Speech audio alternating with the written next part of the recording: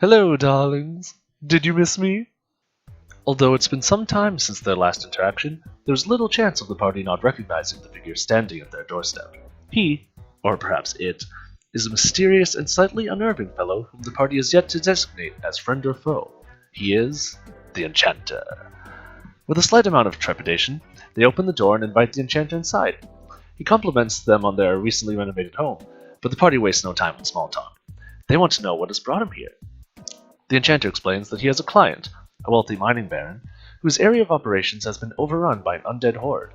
He needs them exterminated, and the Enchanter recognized that this was the sort of task that the party was rather well suited to perform. Furthermore, he offered them a deal that was almost too good to be true. If the party could complete this task, the Enchanter would owe them each a favor, no strings attached, and even if they failed, he would restore them to the state they were in before they embarked upon their mission, free of charge. The party knew that he had an ulterior motive, as he always does, but they couldn't pass up on a deal like that. With a snap of his fingers, the Enchanter teleported Okrin, Orin, Morgrim, Aonuma, Arminius, Bako, and Tara into the sealed-off mine, where they discovered a rather unusual sight. The floor was covered with bright blue and green tiles.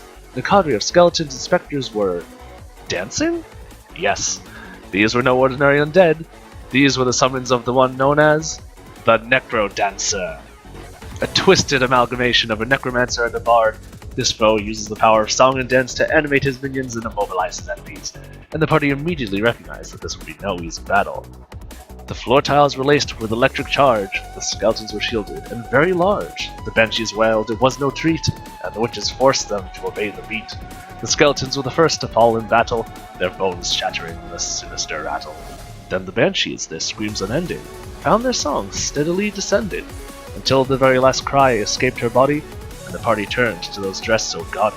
Billowing robes these spellcasters wore, but they never grew tired, sleepy, or sore. This song and dance have not yet come to an end, but fear not, dear reader, dear listener, dear friend. Our heroes are far from their eventual demise, for coming up next is an exciting surprise.